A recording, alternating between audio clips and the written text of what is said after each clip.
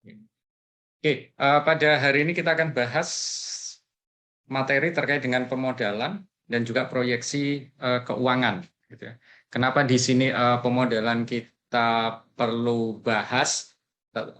Tentunya kan kita perlu mengetahui sumber modal dan juga kalaupun nanti sumber modal itu dari pihak ketiga, misalkan perbankan, kita juga harus tahu skema kredit gitu yang ditawarkan oleh perbankan. Kemudian berikutnya adalah kita setelah itu bahas proyeksi keuangan. Di proyeksi keuangan ini pun kita perlu mengetahui rencana keuangan kita ke depan gitu ya dalam bisnis plan. Di sana kita akan bahas terkait dengan cash flow, kemudian laporan laba rugi, neraca dan juga hitungan ataupun analisis kelayakan gitu ya, kelayakan usaha di mana ada beberapa pendekatan nantinya kita bahas semuanya setelah kita bahas terkait dengan laporan laba rugi dan neraca. Oke, yang pertama adalah pemodalan. Ya, yang perlu diperhatikan tentunya pada saat kita butuh modal gitu ya untuk memulai suatu usaha, tentunya kita perlu menghitung berapa besar modal usaha yang dibutuhkan gitu ya. Jangan sampai kemudian kita terlalu boros gitu ya dalam apa kebutuhan gitu, penentuan kebutuhan modal sehingga nantinya membebani bisnis kita pada saat kita harus misalkan menyicilnya gitu ya, baik pokok ataupun bunganya. Kemudian tentunya ada yang namanya adalah konsekuensi gitu ya. Konsekuensi dari setiap sumber modal usaha yang kita pilih gitu ya. Ya paling tidak ada risiko mungkin ya pakai dana pribadi, dana sendiri gitu ya. Yang berikutnya misalkan menggunakan dana dari sumber keluarga gitu ya. Tetapi di sini juga harus berhati-hati gitu ya. Dari sumber keluarga itu kan bukan hibah ya. Tentunya mereka tetap misalkan orang tua kita gitu kan tetap meminta pengembalian meskipun mungkin tidak ada interestnya di sana atau tidak ada bunganya. Tetapi ini kan tetap perlu kita pertimbangkan bagaimana mengembalikan modal tersebut. Apalagi kalau kemudian kita sampai menggunakan sumber dari misalkan perbankan ataupun lembaga keuangan lainnya. Nah, ini konsekuensinya mungkin lebih besar lagi karena ada beban bunga di sana. Dan juga biasanya kecuali ini ya, kecuali kalau misalkan yang untuk kredit mikro gitu ya yang saat ini diluncurkan pemerintah itu tanpa adanya agunan, tapi untuk sampai mungkin sekitar 5 juta gitu ya. Itu tanpa ada agunan, tapi lebih dari itu biasanya membutuhkan agunan. Nah, tetapi di sini pun kan tetap ada konsekuensi gitu ya, tetap ada beban bunga atau bahkan kalau misalkan meminjam lebih ada tambahan agunan. Berikutnya adalah kemampuan mengelola modal usaha, gitu ya. Supaya apa ya? Supaya tadi bisa nyicil, gitu ya. Bukan pada saat kita menggunakan sumber modal baik dari kantong kita sendiri, gitu ya. Sebaiknya tetap kita bebankan adalah bukan dibebankan bunganya, tetapi tetap kita bebankan adalah kewajiban kita untuk mengembalikan uang kita gitu ya meskipun itu uang sendiri misalkan modal awal 10 juta ya harusnya kita punya target gitu ya berapa tahun itu kembali gitu ya. Sehingga apa nantinya bisa kemudian mungkin digunakan untuk apa memperbesar usaha lagi atau membuka bisnis yang baru lagi. Nah, sehingga di sini nanti dengan eh, apa ya pengelolaan yang baik ya tentunya gitu ya kita menggunakan modal usaha itu bisa sesuai dengan kebutuhan gitu ya sesuai dengan kebutuhan.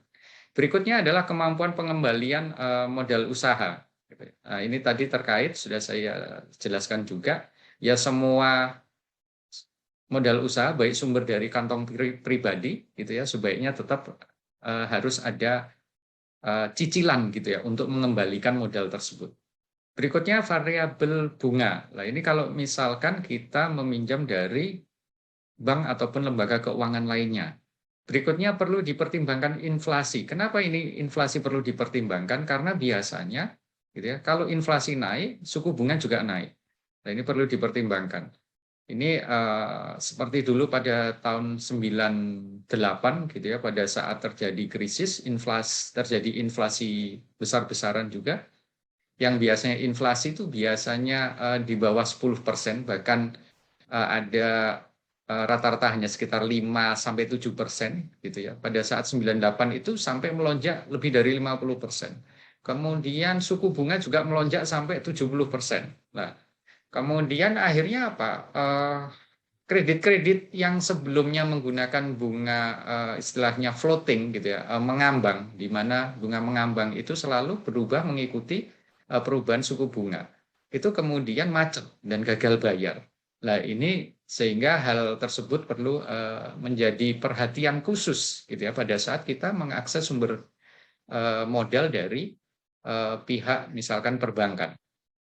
Berikutnya adalah kurs, gitu ya. Kurs ini tentunya biasanya lebih ke arah, gitu ya. Kalau misalkan ada mungkin barang atau bahan baku yang kita butuhkan, gitu ya, dari impor, gitu ya. Ya, pada saat misalkan kurs rupiah itu melemah terhadap dolar, ya tentunya harganya kan tambah mahal.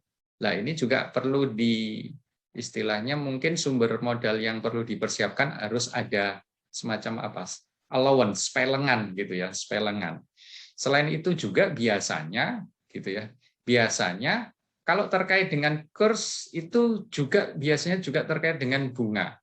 Pada saat kurs kita misalkan rupiah terhadap dolar itu terus melemah, biasanya BI itu melakukan intervensi gitu ya dalam hal moneter. Biasanya mereka akan menaikkan suku bunga acuan gitu lah. Ini imbasnya juga akan ke arah suku bunga pinjaman di perbankan. Nah, kemudian sumber modal perusahaan berasal dari internal, gitu ya. Dana modal perusahaan lah kalau perusahaannya sudah jalan. Kalau belum jalan berarti dana modal dari kantong pribadi, gitu ya. Kemudian dana cadangan lah ini untuk perusahaan juga yang sudah jalan. Juga dari laba yang ditahan. Nah, ini juga dari apa namanya dari perusahaan yang sudah jalan. Kalau dari luar, nah ini dianggap dana pemilik ini dari luar karena belum dimasukkan gitu atau belum dicatatkan sebagai ekuitas dari perusahaan. Nanti kita akan bahas di neraca gitu ya. Apa maksudnya nanti aktiva, pasiva, kemudian nanti ada di pasiva itu ada kewajiban dan juga ada ekuitas gitu ya. Nah, berikutnya eksternal yang lain ya tentunya dana pinjaman bank koperasi. Ya. Biasanya bunga bank ini lebih rendah dari koperasi. Biasanya koperasi ini bisa sampai 2 ataupun 3 kali lipat dari bunga perbankan ataupun bank umum. Gitu ya. Kemudian dana bantuan program pemerintah lah, seperti misalkan kredit mikro untuk UKM, gitu ya. Itu biasanya bunganya jauh lebih rendah. Yang sekarang aja hanya sekitar 5%, gitu ya. Kemudian dana dari keluarga, gitu ya, dari orang tua atau dari saudara. Kemudian dana ventura. Dana ventura ini semacam investasi gitu ya dari perusahaan lain. Gitu. Nah, contoh misalkan perusahaan-perusahaan startup, gitu ya. Pada saat mereka berkembang butuh dana, itu kadang-kadang mereka cari investor ataupun ada investor yang tertarik, investor tersebut yang menawari untuk apa? Penambahan modal dari investor tersebut. Nah, penambahan modal ini ada 2 bentuk. Gitu ya. Yang pertama adalah pengalihan saham. Yang kedua hanya penyertaan modal saja, nanti perusahaan mendapatkan profit gitu ya, bagi hasil dari profitnya. Nah, itu adalah dana ventura. Tetapi kalau pengalihan saham berarti itu adalah investor gitu ya. Seperti itu. Kemudian jenis modal dalam usaha, ya, secara umum dibagi 3 ini ada modal investasi awal, gitu ya. Sebelum jalan tentunya ada modal yang harus dipersiapkan, gitu ya. Kalau misalkan kemarin memilih tempat, gitu ya, oke, misalkan pun yang paling murah di rumah, tentunya kemudian perlu apa? gitu ya. Mungkin sedikit merehab ruangan kita gitu ya, entah garasi kita, entah kamar kita atau ruangan yang lain gitu. Belum lagi penambahan apa, misalkan mesin, peralatan kantor, mungkin tambah kendaraan gitu ya. Lah ini adalah modal investasi awal. Berikutnya modal kerja. Kalau modal kerja ini sudah, kalau di awal sudah disiapkan dan siap jalan, lah pada saat mulai akan jalan tentunya butuh yang namanya modal kerja. Untuk apa? Gitu ya. Kalau misalkan kita bisnisnya produksi, ya untuk apa? Beli bahan baku gitu ya. Ataupun kalau kita modelnya atau reseller untuk jual ulang gitu ya. Kalau reseller mungkin juga nggak perlu modal gitu ya. Tetapi kalau misalkan kita istilahnya kulaan gitu ya, grosir, kita beli barang kemudian dijual ecer gitu ya. Nah, ini kan butuh modal untuk beli barang dan jasanya. Seperti itu. Itu adalah modal kerja. Dan juga nanti apa? Tentunya baik yang menghasilkan barang ataupun jasa gitu ya. Itu butuh modal kerja. Tapi di sini fokusnya lebih ke arah bahan baku, barang gitu ya, yang mendukung kegiatan produksinya. Nah, sedangkan untuk modal operasional ini fokusnya adalah seperti gaji gitu ya, untuk telekomunikasi, listrik, air gitu ya. Nah, sebenarnya untuk ini modal kerja dan modal operasional ini adalah berlaku sama, dalam artian apa, periode berjalannya bisnis gitu ya. Sedangkan modal investasi awal ini biasanya hanya pengadaan di awal saja. Di awal, tapi kemudian nanti kalau misalkan bisnis setelah mungkin 5 tahun kan butuh apa, misal pembaruan mesin, peralatan, lah itu nanti muncul lagi di sini modal investasi lagi, tetapi bukan investasi awal, tapi investasi untuk pembaharuan mesin dan peralatan gitu. Oke, nah, sehingga dengan acuan tadi gitu ya, ada modal investasi, modal kerja, modal operasional gitu ya. Sebenarnya kita bisa petakan dalam tabel perkiraan biaya awal usaha gitu ya. Mulai dari misalkan di sini yang terkait dengan produksi gitu ya. Ada biaya untuk pengembangan suatu prototipe. Ini kalau kita misalkan terkait dengan memproduksi sebuah barang. Ataupun jasa pun juga sama gitu ya. Ada persiapan untuk mendesain gitu ya, jasa yang akan kita pasarkan. Kemudian desain produk akhir gitu ya. Bahkan mungkin ada uji coba gitu ya. Uji coba sampai kemudian siap membuat atau memproduksi produk akhir. Kemudian peralatan nanti yang dibutuhkan untuk memproduksi tersebut, gitu ya. Material untuk fabrikasinya, gitu ya. Berarti material di sini bahan bakunya. Kemudian biaya tenaga kerjanya, gitu ya. Pembelanjaan eksploitasi lainnya, yaitu berupa tambahan kalau misalkan ada tambahan. Kemudian di sini yang saya ambil itu di situ ada dicantumkan biaya hidup wirausaha, gitu ya. Di sini kenapa saya coret gitu ya, karena menurut saya ini kurang pas kalau untuk dimasukkan dalam produksi gitu ya, karena di sini sudah ada biaya tenaga kerja. Kalaupun gitu ya, biasanya pemilik itu juga merangkap sebagai staf produksi, yang masuknya di sini biaya tenaga kerja gitu ya. Kemudian pemasaran gitu ya, ada riset pasar, promosi, periklanan gitu ya, peralatan pendukung pemasaran, pengeluaran untuk staf penjualan, pengeluaran untuk membantu penjualan, gitu ya, instalasi dan penyajian produk, gitu ya, misalkan terkait dengan brosur kan butuh foto dan lain sebagainya. Nah, ini di kegiatan pemasaran. Berikutnya kita jumlah gitu ya, dua itu sebagai operasi usaha secara umum. Apakah kemudian belanjanya hanya seputar ini? Ini contoh saja gitu ya. Bisa jadi mungkin di sini kalau misalkan pengiriman produksi pengiriman produknya itu gitu ya, dilakukan sendiri, ya tentunya juga ada distribusi gitu ya. Oke. Sorry. Sedikit revisi di sini, operasi usaha secara umum adalah di luar ini ya, di luar produksi dan pemasaran gitu ya. Kalau misalkan ada distribusi ya cantumkan di sini. Kalau ada terkait dengan administrasi dan umum ya masukkan di sini juga gitu ya, yang tidak terkait dengan produksi dan pemasaran. Karena sebenarnya kegiatan utama dalam sebuah usaha, apalagi usaha baru, itu terletak di dua kegiatan tadi gitu ya, produksi dan pemasaran. Setelah itu kemudian kita jumlah gitu ya masing-masing ini, pengembangan produk, pemasaran dan distribusi, kemudian operasional usaha. Kita jumlah ini adalah baru perkiraan biaya awal usaha. Nah, nanti tolong dibedakan dengan yang tadi apa yang modal kerja dan operasional. Di sini kan juga ada material gitu ya untuk fabrikasi. Padahal di sini adalah untuk awal usaha gitu ya.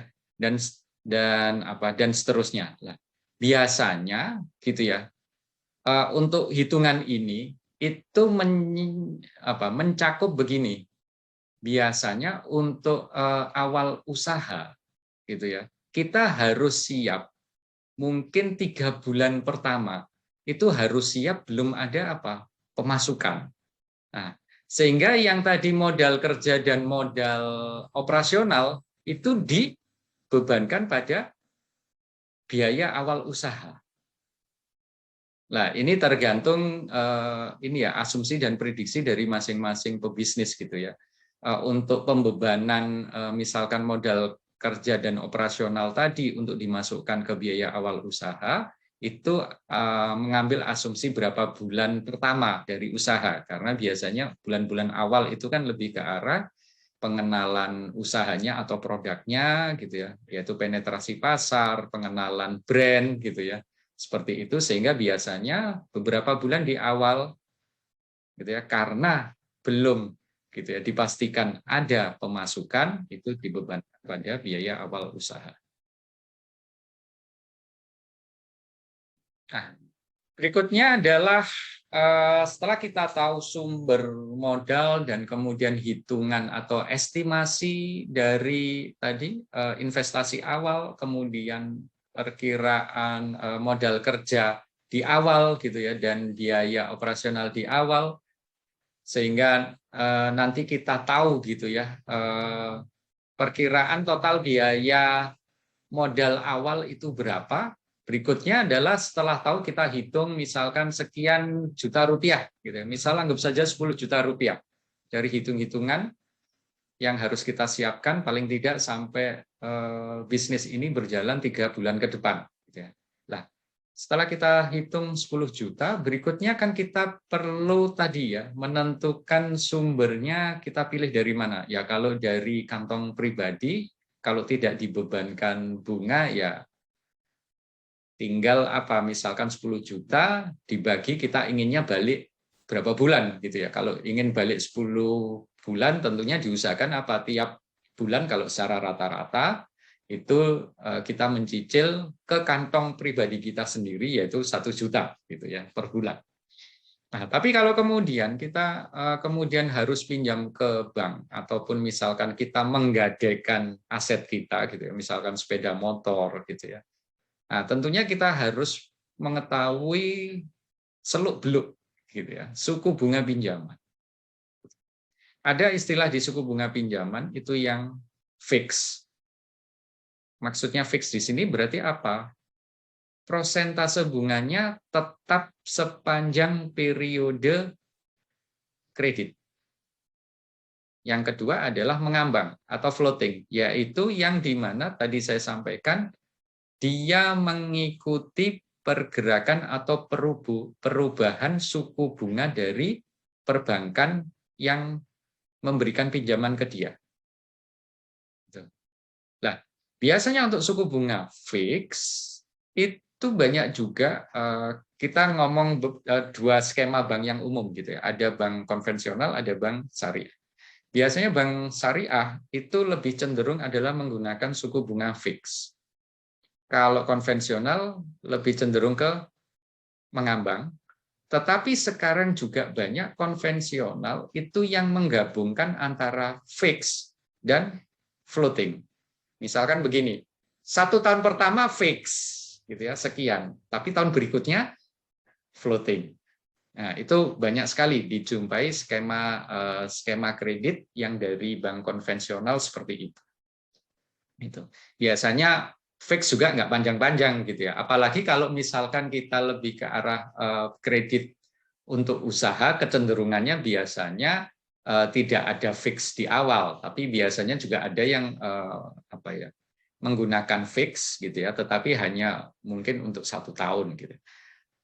Tapi ya, kalau menginginkan fix yang lebih panjang, biasanya itu kalau yang saya ketahui di bank konvensional itu adalah untuk pembelian aset gitu ya, pembelian aset tetap, misalkan kendaraan ataupun bahkan rumah gitu ya, itu fixnya lebih panjang. Ya, kalau mobil ada yang sampai 2 atau 3 tahun itu awal fix, kalau rumah bahkan ada yang sampai 5 tahun fix, seperti itu. Nah, berikutnya bagaimana untuk menghitung rumus? Nah, suku bunga ini selalu biasanya terkait dengan salah satu variabel perekonomian, itu adalah inflasi. Gitu ya. Kalau inflasinya rendah gitu ya, biasanya suku bunganya juga rendah. Kalau inflasinya tinggi, kecenderungan suku bunganya juga tinggi. Apakah selalu seperti itu? Ini kecenderungan gitu ya, tidak selalu. Kecenderungannya seperti itu. Lah, apa maksud inflasi ini? Gambarannya adalah mudahnya seperti ini. Ini terkait dengan value of money, gitu ya, value time of money, di mana rupiah saat ini, misalkan Rp1.000 saat ini, gitu ya, itu berbeda dengan Rp1.000 1 tahun ke depan, ataupun Rp1.000 2 tahun depan, dan seterusnya. Kalau saat ini misalkan Rp1.000 kita bisa gunakan untuk beli satu gorengan, gitu ya, dengan misalkan anggap saja tahu, gitu ya, dengan ukuran, gitu ya, kita omong ukuran gitu ya, ukuran 4x4 cm, gitu ya. Tahun depan bisa jadi kita masih bisa beli tahu, satu tahu, ukurannya mungkin tidak 4x4 lagi, gitu ya, mungkin mengecil gitu ya, 3x3. Nanti 2 tahun lagi bisa jadi tinggal 2x2, gitu ya. Nah, sehingga di mana nilai uang itu akan tergerus dengan berjalannya waktu. Ya. Atau sebaliknya, kita balik. Nah, kalau nilai uang itu masa mendatang, contoh misalkan 2 tahun lagi Rp1.000, gitu ya, berarti untuk masa sekarang itu berapa rupiah? Nah, itu adalah konsep diskonto, gitu ya. Berarti diskonto itu didiskon, gitu ya. Nilai uang mendatang itu didiskon supaya kemudian disamakan dengan nilai yang sekarang. Nah, tapi kalau yang ini, rumus ini adalah untuk menghitung nilai uang mendatang yang sama dengan nilai uang yang sekarang. Gitu. Nah, karena nilai uang mendatang, gitu ya, itu tidak setara dengan yang sekarang, makanya kemudian perbankan mengenakan bunga, supaya supaya dia tidak rugi. Ya. Sehingga di sana bunga bank itu secara umum ada 2 komponen utama. Yang satu adalah dia memasukkan inflasi, yang satu ada tiga ya. Yang satu memasukkan inflasi, yang kedua dia memasukkan, gitu ya, terkait dengan ongkos operasionalnya, operasional bisnisnya. Yang ketiga adalah memasukkan keuntungan. Sehingga kalau misalkan saat ini inflasi itu 7% setahun, gitu ya, hampir bisa dipastikan bunga bank itu pasti lebih dari 7%. Gitu ya. Kalaupun kemudian ada kredit mikro itu lebih kecil dibandingkan inflasi, misalkan 5%, gitu ya, pasti gitu ya, pihak bank akan juga membatasi, pertama adalah jumlah penyaluran kreditnya, yang kedua adalah semacam subsidi silang, gitu ya. Nah, untuk menutupi kerugian selisih bunga tersebut, dia pasti di sisi yang lain dia akan mengenakan bunga yang lebih tinggi untuk pinjaman yang lain, gitu ya. Misalkan pinjaman kendaraan, pinjaman terkait dengan pembelian rumah, pinjaman terkait dengan modal usaha, gitu ya, dan lain sebagainya. Selalu seperti itu. Nah, karena adanya tadi beban inflasi, kemudian untuk menutup operasional, dan juga untuk mendapatkan keuntungan, makanya kemudian bank menentukan yang namanya interest rate, I ini. gitu ya. Sehingga dia bisa mengimbangi, gitu ya. Pada saat dia memberikan pinjaman misalkan 10 juta tadi ke Anda, gitu ya. Terus kemudian dia harus, gitu kan, mendapatkan nilai uang yang sama di 1 tahun ke depan kalau Anda pinjamnya 1 tahun, gitu ya. Periodenya 1 tahun. Sehingga kemudian mereka akan membebankan yang namanya interest rate. Nah, sehingga rumus utamanya untuk menghitung nilai mendatang itu adalah P, nilai sekarang, dikalikan 1 ditambah I, itu bunga, dibagi M, jumlah hitungan berganda dalam 1 tahun. Ini yang namanya dikenal konsep kalau kalian sudah mempelajari ekonomi teknik adalah bunga berbunga, gitu ya. Istilahnya ada compound rate yang berganda, gitu ya. Contoh misalkan kalau bank itu mengenakan bunga 7% setahun, itu bukan kemudian total bunganya adalah kalau Anda pinjam 10 juta, total bunganya adalah 7%, gitu ya. 7% dari 10 juta berarti berapa? 70.000, gitu ya. Tidak sesederhana itu. Ya, tidak sesederhana itu. Sebentar, kalau 10 juta berarti 700.000, gitu ya. Tidak sesederhana itu. Tergantung apa? M-nya ini, gitu ya. Kalau M-nya 1, iya 700.000. Kalau M-nya 12, gitu ya, berarti dia hitungan bergandanya adalah bulanan, berarti bisa lebih dari 700.000. Kalau kemudian M-nya 365, lebih besar lagi, gitu ya. Sehingga sangat bergantung pada nilai M-nya ini. Karena M ini adalah ini jumlah hitungan berganda dalam 1 tahun. Dia menghitungnya adalah dalam hitungan tahunan, bulanan, mingguan atau harian. Ya, tiap bank biasanya yang umum ya kalau tidak biasanya menggunakan bulanan, gitu ya. Nah, kemudian berikutnya adalah ada metode yang digunakan pada penentuan bunga di bank, gitu ya. Penghitungannya. Kalau yang ini adalah penentuan, gitu ya, fix ataupun floating. Yang berikutnya adalah penghitungannya. Penghitungan bunganya ada menggunakan 3 metode yang berbeda. Yang pertama adalah metode rata-rata atau flat. Berarti berdasarkan awal pinjaman dibagi rata selama periode pinjaman, gitu ya. Nominal cicilannya tetap. Berarti nanti nominal angsuran dan cicilan itu tetap sepanjang periode pinjaman. Berikutnya adalah metode saldo menurun atau dikenal istilah efektif, saldo efektif. Kok saldo efektif? Bunga efektif, gitu ya. Nah, ini berdasarkan nanti pengenaan bunganya adalah berdasarkan sisa saldo pinjaman. Nah, sehingga di sini nominalnya itu cicilan menurun. Nah, nanti ada biasanya cicilan pokoknya tetap, tapi cicilan bunganya menurun karena bunga berdasarkan saldo. Berarti kalau kita sudah nyicil sekali, itu kan isinya ada 2, pokok dan bunga. Nah, pokok ini kan mengurangi apa? Pokok pinjaman kita. Berarti untuk bulan berikutnya, gitu ya, yang sebelumnya misalkan 10 juta, misalkan yang pertama pokoknya itu kita angsur 1 juta, berarti kan tinggal 9 juta. Berarti untuk bulan berikutnya dihitungnya adalah terhadap 9 juta, bukan terhadap 10 juta. Berikutnya adalah metode anuitas. Di sini nominal cicilan tetap sampai dengan akhir periode, yang berubah adalah porsi angsuran pokok dan bunga. Porsi angsurannya itu di depan untuk pokok itu lebih kecil dibandingkan yang di akhir. Kebalikannya adalah apa? Untuk untuk besar angsuran cicilan bunganya itu besar di awal tapi nanti menurun di akhir. Tetapi apa?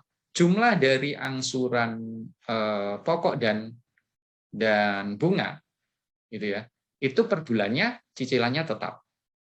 Nah, sekarang kemudian pertanyaannya mana yang paling murah, gitu ya? Mana yang paling murah? Sebenarnya fokusnya bukan mana yang paling murah, gitu ya. Fokusnya adalah kita perlu mengetahui ini juga, gitu. Nah, kalau kita bandingkan, gitu ya, bunga flat misalkan 7%, itu sama dengan kalau bunga efektif berapa persen. Gitu ya. Karena akan berbeda. Kalau kita misalkan pinjam ke bank, kemudian kita tanya, ini menggunakan bunga apa? Bunga flat, efektif, atau anuitas? Gitu ya. Kalau mereka jawab, oh ini 7% flat. Gitu ya. Terus kalian pindah ke bank yang lain. Gitu ya. Terus mereka, Anda tanya, ini bunga apa? Mereka jawab efektif 7%. Nah, terus mana yang dipilih atau mana yang lebih kecil untuk cicilannya gitu ya. Kalau kita dasarnya hanya cicilan gitu ya. Nah, ini perlu kita hitung. Nah, gambarannya contoh seperti ini. Kita pinjam 100 juta gitu ya. Bunganya 7% per tahun gitu ya. M ini T itu seperti M tadi, istilah penggandaannya gitu ya. Atau kalau ini ya M-nya adalah 12 bulan dan juga periode pinjamannya 12 bulan. Kemudian bagaimana pengaruhnya terhadap hitungan ketiga metode tersebut? Yang pertama adalah bunga flat, gitu ya. Bunga per bulannya nanti sama sekian terus untuk selama 12 bulan, pokoknya juga sama sekian terus, berarti total angsurannya sekian, total bunganya adalah 7 juta. Kalau efektif, bunganya adalah seperti tadi, karena dikalikan berdasarkan sisa ataupun saldo pokok pinjaman, makanya kemudian bunganya juga menurun. Tetapi pokok per bulannya tetap. Gitu ya. Nah, sehingga nanti angsurannya juga semakin menurun. Nah, totalnya adalah total bunganya 3,7.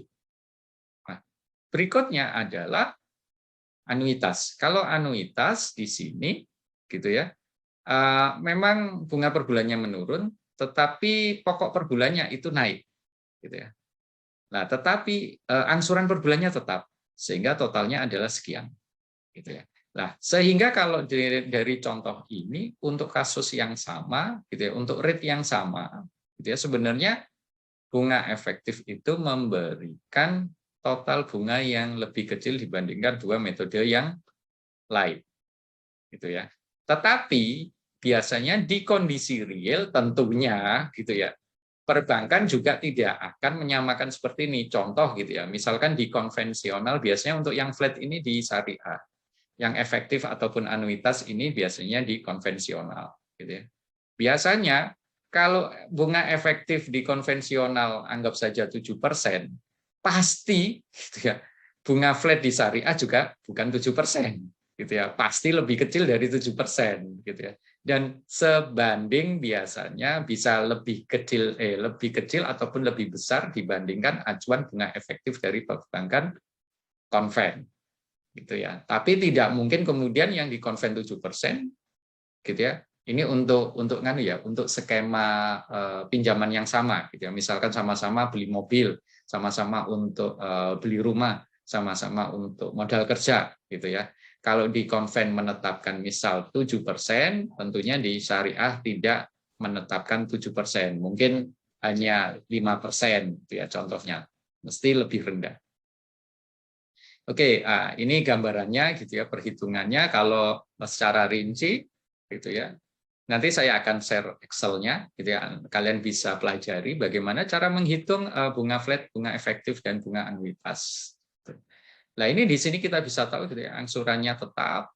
Kalau yang efektif itu angsurannya tuh menurun karena apa? Bunganya menurun. Ya. Sedangkan yang anuitas ini pokoknya dari 8 juta naik, gitu ya, tapi bunganya istilahnya di awal itu dipasang tinggi dulu, kemudian baru juga menurun. Karena anuitas ini juga menganut konsep bunga efektif di mana, gitu ya, penghitungan bunganya adalah berdasarkan dari sisa pokok. Cuman ini memang penghitungannya jauh lebih rumit dibandingkan dua metode yang ini, gitu ya. Nanti kalian bisa baca gitu ya Excel nanti yang akan saya upload di Classroom. Oke, setelah itu kita perlu mengetahui yang namanya neraca. Neraca ini adalah potret kekayaan suatu perusahaan. Gitu ya, potret kekayaan suatu perusahaan. Sebenarnya bukan hanya perusahaan saja, gitu ya. Kalau misalkan kalian jadi pejabat disuruh melaporkan gitu ya, melaporkan kekayaan pejabat, itu yang paling mudah juga laporkan aja dalam bentuk neraca.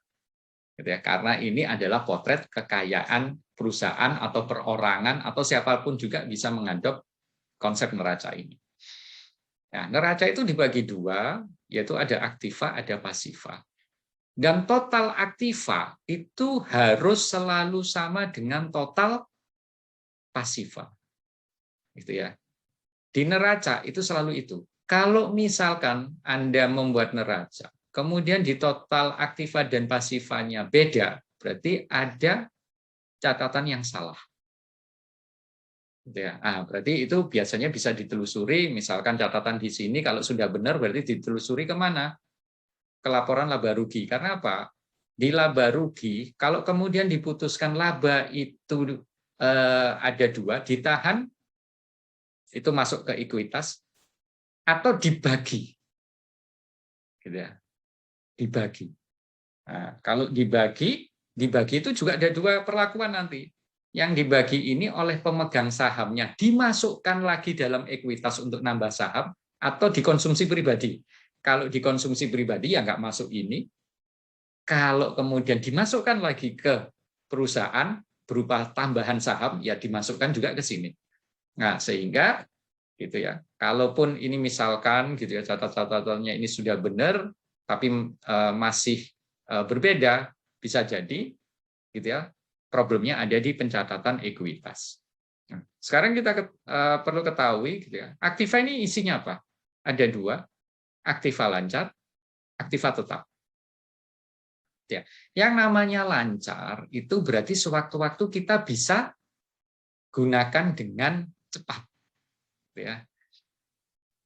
Nah, kalau misalkan kas gitu ya, pas butuh belanja bahan baku gitu ya, di kas gitu ya. Kas ini maksudnya misalkan di loker kas gitu ya. Misalkan di brankas gitu ya. Ada uang 1 juta, pas butuh 1 juta ya tinggal diambil. Nah, kan lancar kan. Kalau di bank ini bisa berupa deposito atau berupa tabungan. Ini juga kan lancar. Nah, piutang itu adalah tagihan. Tagihan itu apa? Berarti ada pihak lain yang berhutang ke perusahaan. Ini juga dianggap lancar gitu ya dalam akuntansi karena asumsinya apa? Yang punya hutang itu cukup sadar untuk bayar gitu ya. Berarti pada saat ditagih sudah jatuh tempo ya dia akan bayar gitu ya. Itu dianggap sebagai aktiva lancar. Berikutnya adalah persediaan. Persediaan ini bisa persediaan bahan baku. Contoh misalkan butuh duit gitu ya. Punyanya hanya persediaan bahan baku. Ya sudah, karena persediaan bahan bakunya masih banyak, sebagian dijual cepat. Untuk apa? Mendapatkan uang, gitu ya. Uang untuk modal kerja, misalkan seperti itu. Nah, ini kan juga lancar, gitu ya. Nah, berikutnya adalah aktiva tetap. Aktiva tetap ini, kenapa namanya tetap bukan disebut aktiva tidak lancar? Karena, gitu ya. Di sini asetnya berupa di luar aset-aset ini, gitu ya. Contoh tanah, bangunan, kendaraan, peralatan, dan mesin. Ini kan tetap, gitu ya. Bentuknya tetap, gitu ya. Sedangkan bentuk di sini ini bisa cenderung bisa berubah-ubah.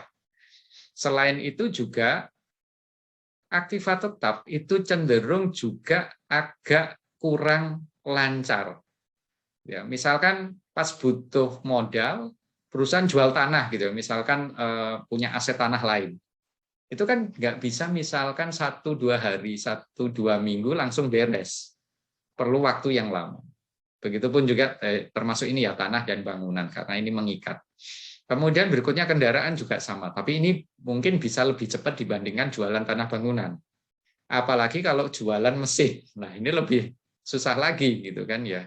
Mesinnya misalkan ada mesin nganggur, butuh modal, mesinnya dijual. Lah kan fokusnya apa? Ya yang mau beli biasanya yang perusahaannya sama gitu ya. Bergerak di bidang yang sama. Nah, ini adalah contoh aktiva tetap. Kemudian pasiva itu ada dua, kewajiban dan ekuitas. Kewajiban ini ada dua macam, hutang lancar gitu ya, dan hutang jangka panjang. Kalau hutang lancar ini ada beberapa contohnya yaitu misalkan berupa hutang dagang. Nah, kalau gitu ya gambarannya seperti ini. Nah, kalau perusahaan kita punya hutang dagang, itu pasti di catatan neraca perusahaan lain, dia memiliki, misalkan hutang dagang kita 1 juta. Berarti perusahaan lain yang ngutangin kita, itu pasti mencatat di sisi piutang juga 1 juta. Ya, perusahaan lain ya.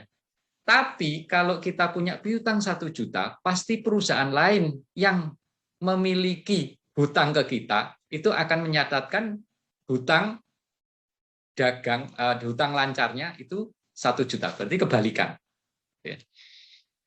Ada hutang dagang, hutang modal kerja. Bedanya apa? Kalau hutang dagang ini akibat pembelian yang tidak tunai.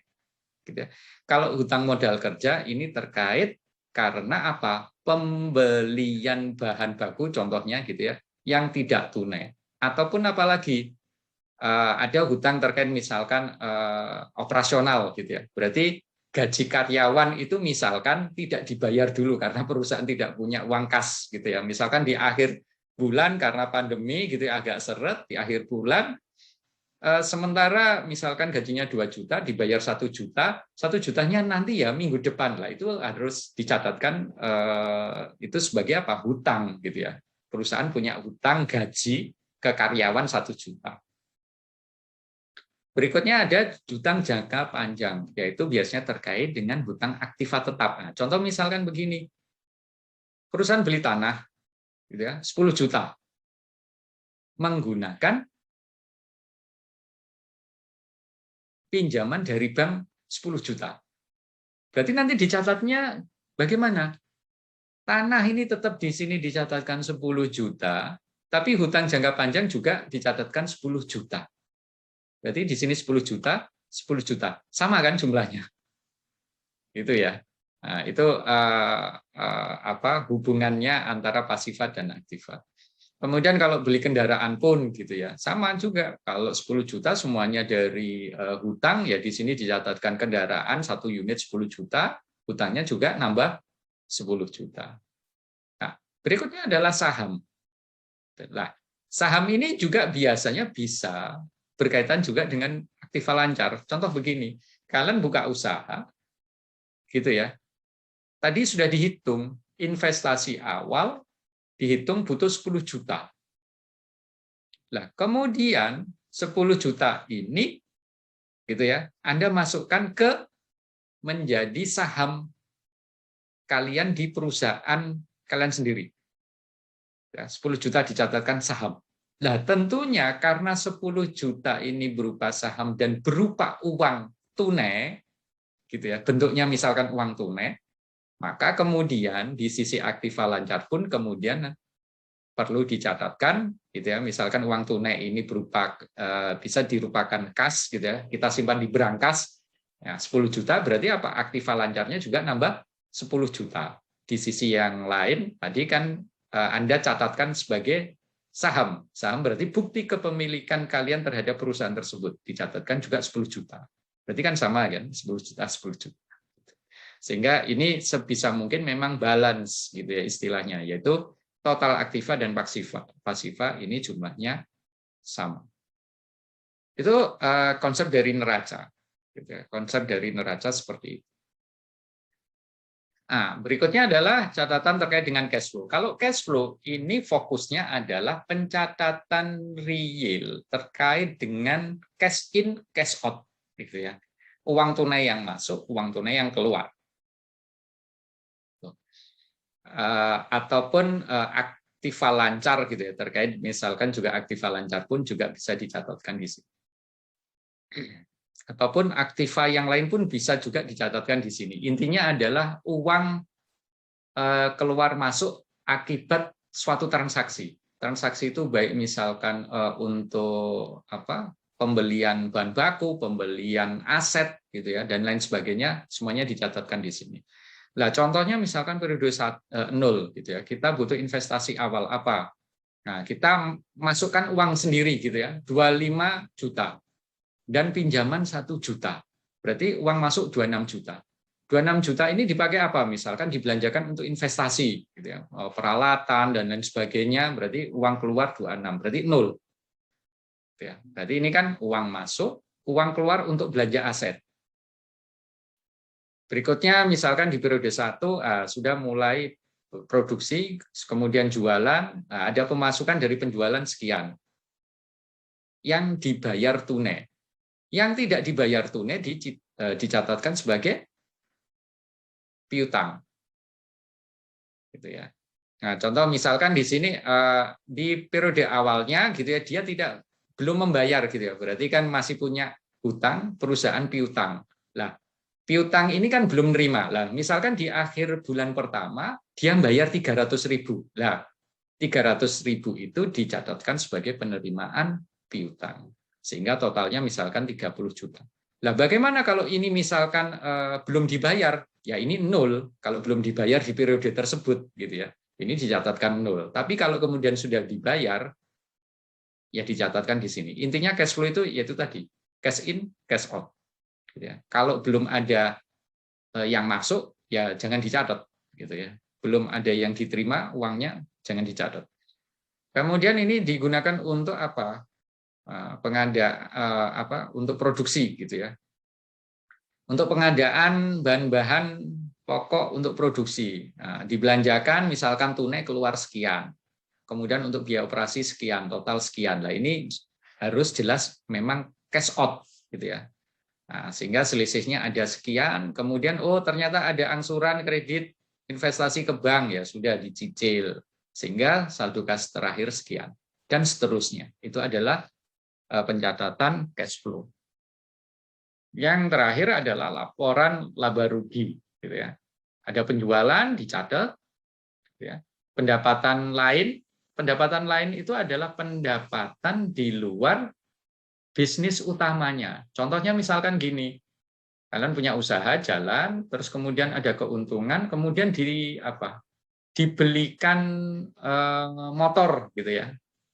Terus kemudian ada yang nyewa motor kalian, padahal bisnis kalian misalkan gitu ya, jualan makanan gitu.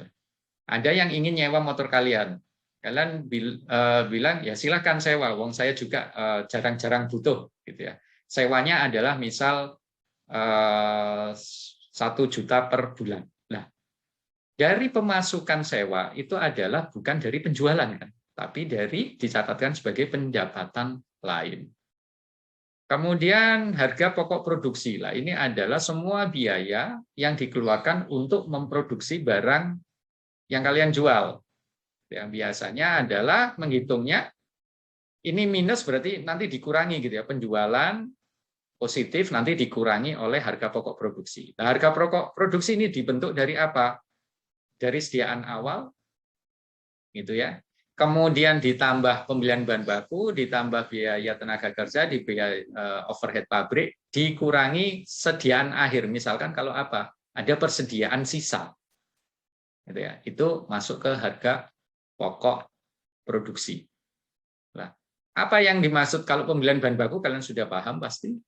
Biaya tenaga kerja juga sudah paham. Overhead pabrik ini apa? Overhead pabrik ini biasanya dicatatkan berupa apa? Kalau tenaga kerja langsung, ini yang langsung berkaitan dengan produksi. Kalau misalkan ada manajer, atau misalkan kalian pemilik merangkap sebagai manajer, ingin digaji, itu masuknya bukan tenaga kerja langsung, tapi biaya overhead. Karena apa? Tidak bersentuhan langsung dengan proses produksi barang atau produk. Nah, selain overhead yang lain apa ya? Contohnya misalkan listrik, air, gitu ya, komunikasi dan lain sebagainya. Gitu ya. Yang di luar apa?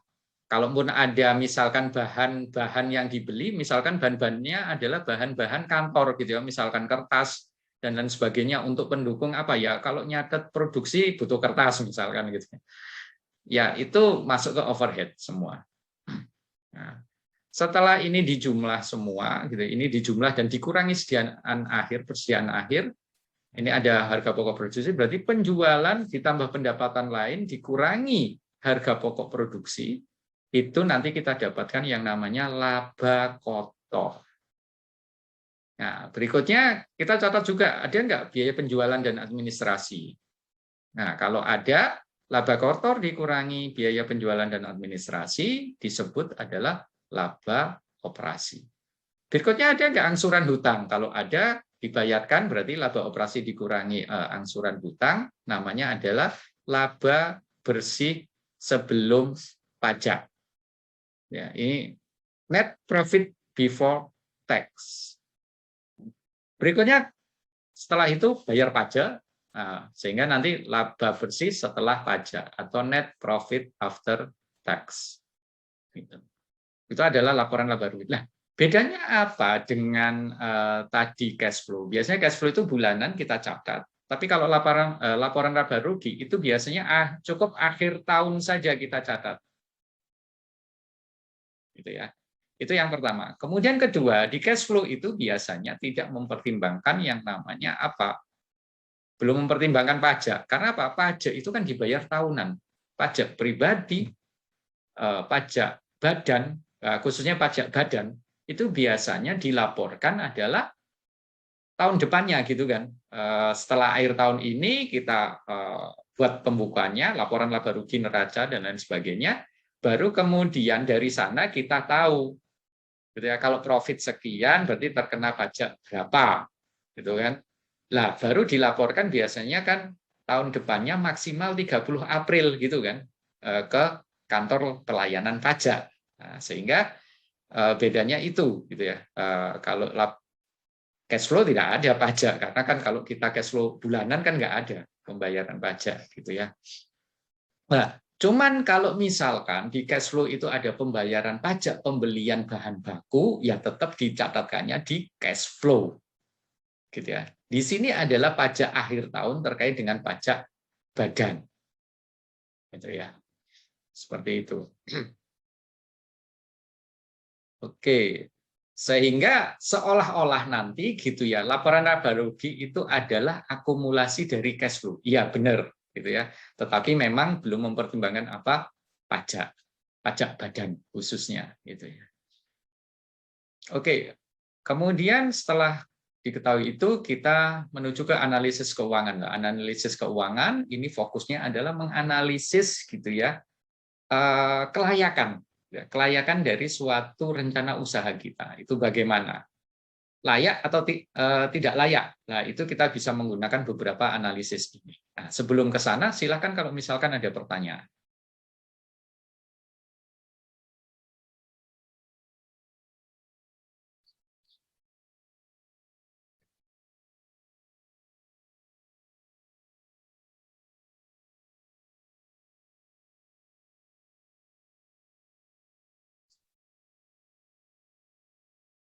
Mungkin sejauh ini belum ada pertanyaan, Pak. Bisa dilanjutkan terlebih dahulu, Pak. Oke, saya lanjutkan. Tadi sudah saya jelaskan terkait secara umum tadi kan sumber permodalan, terus bagaimana cara menghitung bunga, terus kemudian ada cash flow, kemudian laporan laba rugi, neraca gitu ya. Sekarang coba kita analisis bisnis kita gitu ya. Ada secara umum ada 3 gitu ya, alat analisis. Yang pertama adalah terkait dengan analisis investasi. Di sini nanti dibagi 2. Yang pertama adalah non-discount cash flow, yang kedua adalah discounted cash flow. Yang ketiga adalah analisis keuangan, gitu ya. Nanti ada break-even point dan kontribusi margin. Kemudian ada analisis rasio keuangan, mulai penilaian likuiditas, profitabilitas, solvabilitas, itu yang menjadi 3 dasar untuk analisis rasio keuangan. Nah, berikutnya coba kita kaji satu persatu. Nah, yang pertama adalah analisis investasi. Kalau kita menggunakan non-discount cash flow, itu kita bisa menghitung salah satunya adalah payback period. Misalkan balik modal kita kapan sih, gitu ya, salah satunya. Nah, payback period ini atau non-discounted cash flow ini di sini biasanya dia belum mempertimbangkan itu tadi interest rate-nya atau suku bunganya.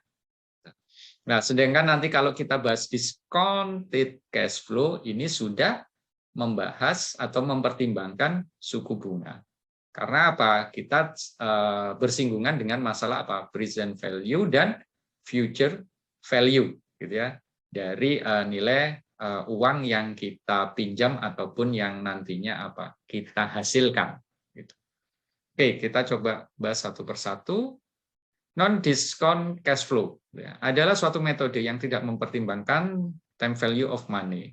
Ya. Seperti tadi, berarti dia tidak mempertimbangkan interest rate ataupun tidak mempertimbangkan inflasi, gitu ya. Kalau misalkan kita ngomongnya adalah usaha kita, bukan ngomongnya bahasa perbankan, gitu ya. Jadi diasumsikan nilai mata uang tidak berubah dari waktu ke waktu. Nah, rumus dari payback period adalah total investasi dibagi net income ditambah depresiasi dari aset. Terutama apa? Biasanya ada nilai depresiasi. Kalau tadi ada dua aset, aset lancar dan aset tetap, biasanya yang terdepresiasi adalah hanya aset tetap. Gitu ya. Contoh misalkan kalau tanah mungkin tidak ada depresiasi, tetapi untuk di beberapa daerah gitu ya, yang kemudian perkembangannya tidak berkembang, bisa jadi nilai tanahnya terdepresiasi, gitu ya. Nah, selama tanah itu di sekitarnya berkembang, semakin ramai, kemudian semakin banyak bisnis, gitu ya, perputaran uangnya juga tumbuh di sana, kecenderungannya tidak ada depresiasi terhadap nilai tanah. Tetapi kalau terkait dengan bangunan, gitu ya, bangunannya itu ada. Karena apa? Bangunan itu kan kemudian bertambah tahun juga apa? Kualitasnya juga semakin menurun dan kemudian butuh apa? Perawatan gitu ya untuk menjaganya. Dan bangunan itu pun ada umurnya gitu ya. Istilahnya ada umur teknis. Bangunan ini kuat sampai berapa tahun meskipun itu biasanya berlaku cukup panjang gitu. Bisa mungkin kalau kita bangun rumah ini bisa tegak berdiri mungkin sampai 20 bahkan 50 tahun gitu ya. Itu masih bisa berdiri gitu ya. Tetapi kan selama itu gitu ya, kualitas bangunannya kalau tidak pernah diperbaiki, anggap dengan asumsi tidak pernah dirawat, itu kan semakin kualitasnya menurun. Gitu ya. Sehingga kualitas menurun itu adalah dibayar atau dibebankan pada nilai depresiasi. Begitupun juga dengan kendaraan. Ya, kalau misalkan bangunan itu agak susah karena dia dibangun di atas tanah. Gitu ya. Kecenderungan misalkan rumah kan selalu naik sebenarnya. Gitu ya. Yang cenderung naik itu adalah nilai tanahnya. Kalau nilai bangunannya itu cenderung tetap atau bahkan menurun. Gitu ya. Makanya sampai ada yang kemudian kalau jual rumah itu kan jual rumah gratis bangunan karena apa, bangunannya memang sudah reok gitu ya, sehingga sama yang jual itu tidak dianggap meskipun bangunannya masih ada tapi sudah reok, sehingga yang jualan menghitungnya adalah nilai tanahnya. Nah, berbeda dengan kendaraan misalkan roda 4, roda 2 gitu ya, itu cenderung akan terdepresiasi ya, akan terdepresiasi. Contoh misalkan saat ini kita beli sepeda motor baru 20 juta, tahun depan gitu ya. Tahun depan bisa jadi kita jual nggak laku 20 juta. Iya kan? Mungkin tinggal 19 juta. Kalaupun gitu ya, misalkan masih tetap laku 20 juta, berarti apa?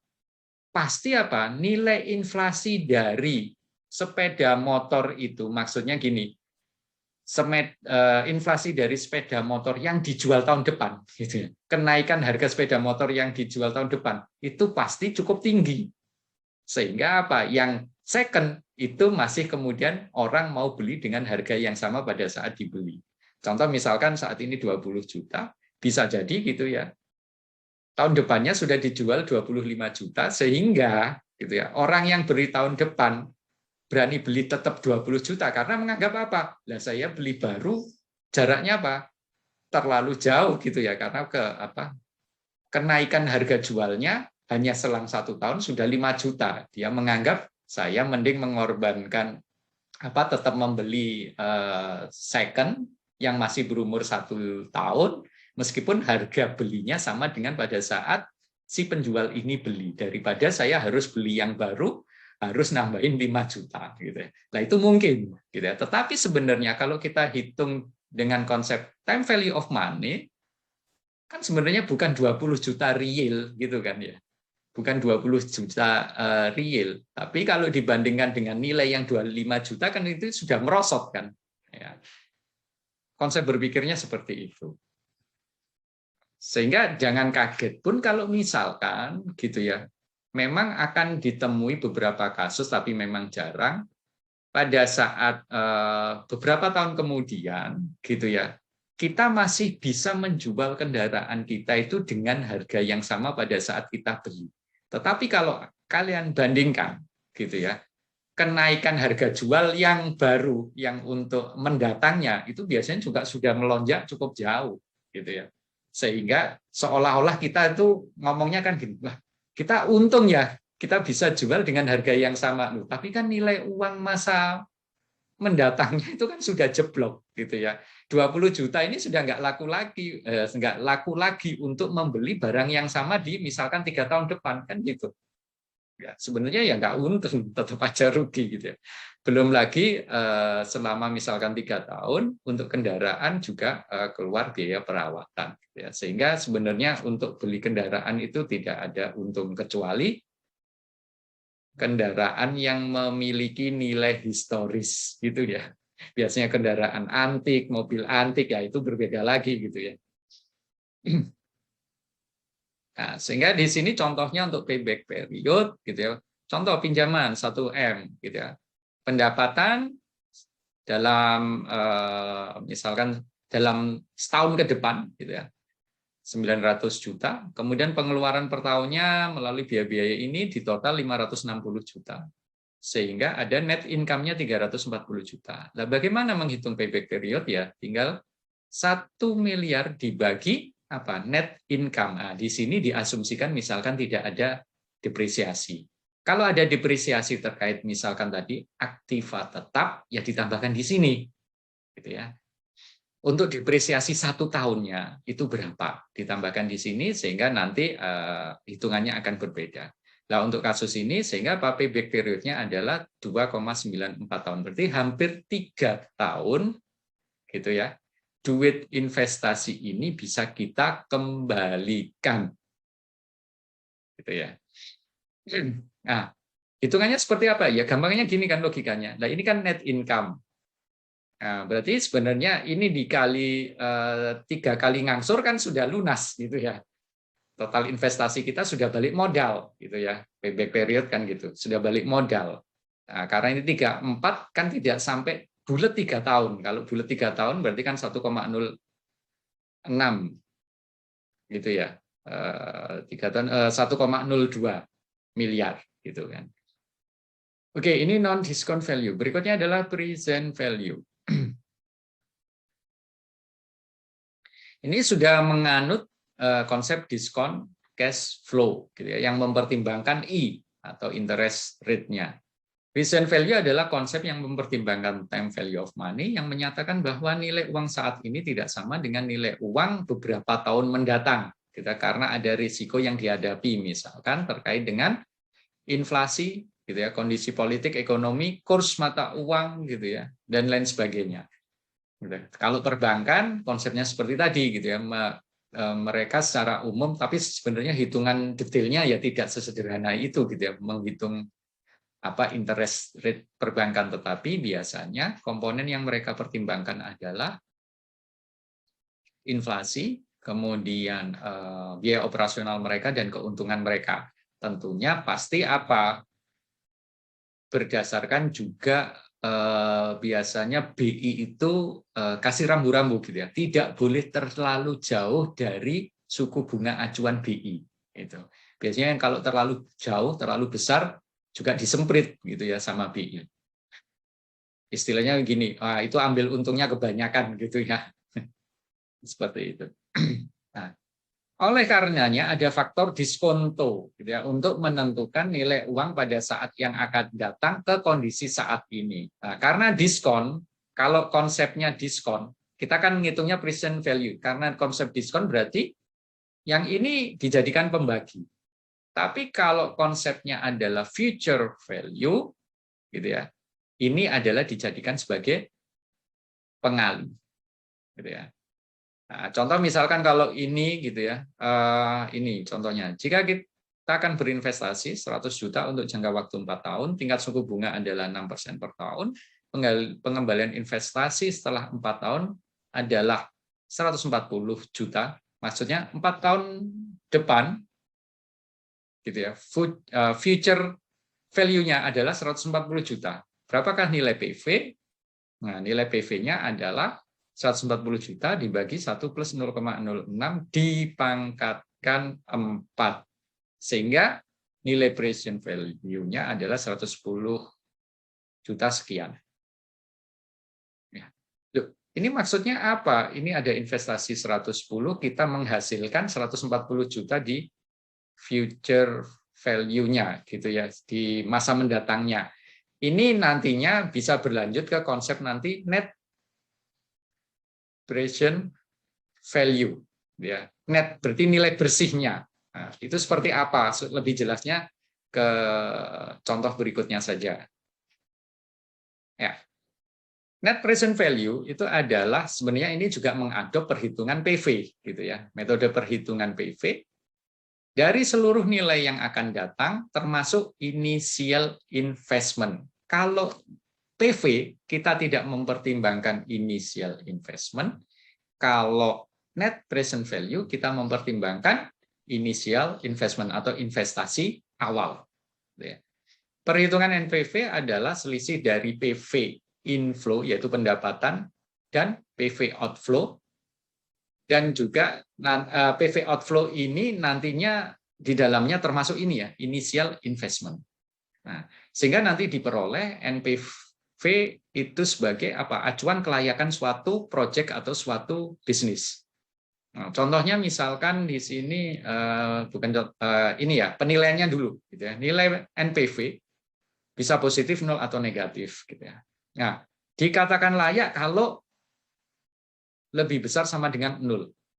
Tapi sebenarnya kalau NPV sama dengan 0 gitu ya, itu sebenarnya layak tetapi ya kurang ini ya, kurang menarik gitu ya. Kalau yang menarik adalah NPV yang sebesar-besarnya. Itu lebih menarik atau yang sangat layak gitu ya. Kalau ini ya asal layak gitu ya. Kalau bahasanya itu ya asal layak gitu. Kalau ingin yang sangat layak ya harusnya jauh lebih besar dibandingkan atau dari nilai 0. Nah, NPV sebenarnya bisa dihitung seperti ini juga gitu ya. Kalau bisa dihitung, kalian bisa menggunakan dua rumus ini gitu ya. Misalkan ini NPV adalah PV dari benefit gitu. Benefit itu adalah ini inflow atau pendapatan dan dikurangi PV dari capital cost. PV benefit itu adalah profit gitu ya. Di mana pendapatan dikurangi outflow atau pendapatan dikurangi cost, itu adalah benefit. Itu adalah gambaran dari profit. Sedangkan PV dari capital cost itu adalah initial investment. Itu adalah NPV. Kemudian juga bisa dihitung dengan rumus ini, yaitu sigma T sama dengan 0 sampai N. Kenapa ini mulainya dari 0? Karena initial investment itu biasanya dicatatkan pada periode 0. Ya. Di sini sigma T sama dengan 0 sampai N. N ini berarti apa? Kita hitungnya, gitu ya, project atau bisnis kita untuk berapa tahun ke depan.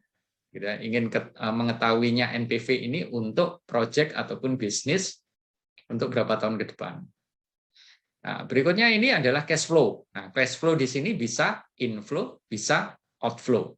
Dibagi dengan 1 plus ini R ini ya itu I gitu ya. I interest rate-nya dipangkatkan T.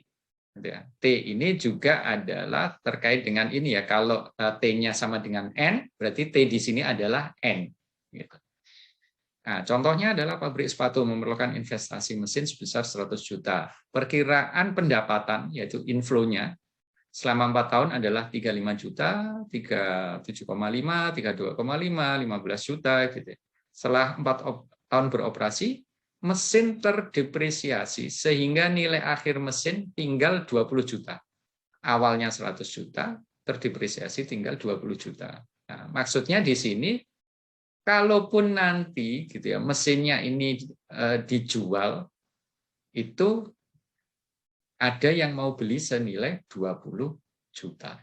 Nah, tingkat suku bunga asumsinya adalah 6% per tahun. Apakah layak membeli mesin tersebut? Ya, gambarannya dengan menggunakan mesin baru ini gitu ya, kita memperoleh pendapatan sekian.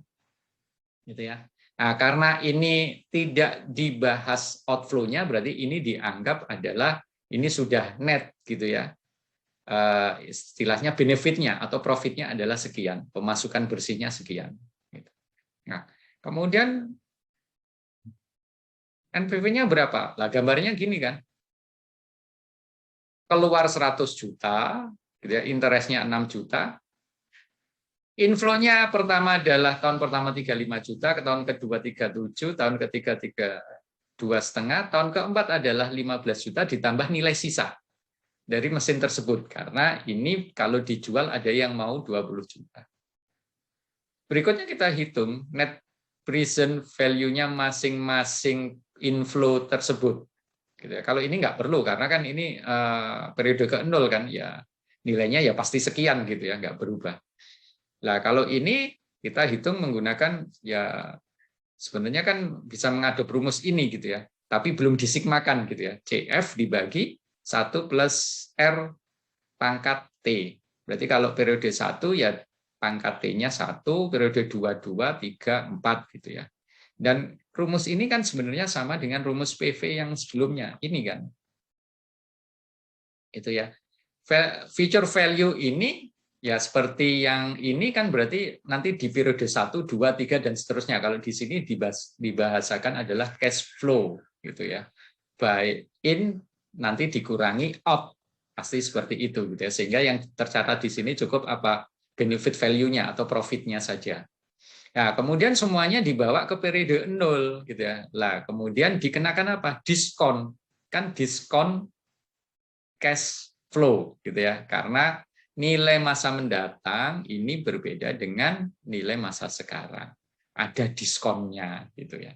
Sehingga kalau kemudian ini dijumlah semua, ini 33 juta, semua ini dijumlah dikurangi 100, NPV-nya adalah 1,4 juta. Sehingga karena ini masih di atas 0 dan cukup jauh gitu ya, di atas 0, berarti ini project ini ataupun bisnis ini cukup layak dijalankan. Nah, sehingga untuk penghitungan detailnya gitu ya, kita bisa menggunakan Excel gitu ya, ataupun juga menggunakan ya ini kan rumus yang tadi, ataupun rumus ini. Kalau rumus ini bedanya adalah T dimulai dari 1 sampai N, tapi kemudian dikurangi cash flow 0 itu maksudnya apa? Initial investment yang 100 juta. Ya sebenarnya sama aja gitu ya dua rumus ini. Oke, kalau kita di Excel kita bisa menggunakan rumus ini kan B3 berarti ininya cash flow-nya dibagi 1 plus 6% dipangkatkan A3 yaitu periodenya ya, seterusnya. Sehingga sama gitu ya hasilnya sekian. Nah, kalau menggunakan Excel, nah, tinggal menggunakan rumus ini. Kalau ini kan manual, Excel NPV dalam kurung 6% dari B3 sampai B6, berarti di sini B3 sampai B6 ditambah B2. B2-nya ini kan merah ini kalau di akuntansi ini berarti nilainya minus. Ya, berarti ini sama dengan kalau ditambah B2 ya minus 100 juta. Sama, hasilnya juga 21 sekian, identik. Nah, ini ada dua penghitungan manual atau langsung gunakan rumus Excel saja. Nah, berikutnya adalah profitability index. Nah, PI ini merupakan perbandingan antara nilai sekarang dari arus kas bersih di masa mendatang dengan nilai investasi yang telah dilakukan. Jika PI lebih besar dari 1, maka investasi tersebut layak. Ini harus lebih besar. Kalau sama dengan 1 pun, ini dianggap belum layak. Nah, PI penghitungannya adalah PV benefit atau apa tadi profit gitu ya, dibagi present value dari capital cost. Sehingga gitu ya, kita teruskan di sini, berarti PV benefitnya berapa? Ya ini mulai dari 1 sampai 4, 121 sekian. PV capital cost-nya adalah 100 juta. Sehingga profitability index-nya adalah 121 sekian ini dibagi 100 juta. Sama dengan 1,214. Nah, karena nilainya masih di atas 1, berarti ini masih bisa dianggap layak. Bukan dianggap ya, ini pasti layak dari sisi profitability yang bisa disumbangkan begitu ya ke perusahaan karena lebih dari 1. Nah, berikutnya adalah kita bisa hitung dengan menggunakan internal rate of return. Nah, kalau internal rate of return ini konsepnya sama dengan NPV, cuman penekanannya adalah kita mencari IRR, itu caranya adalah mencari I, interest rate, I yang tadi, yang ini.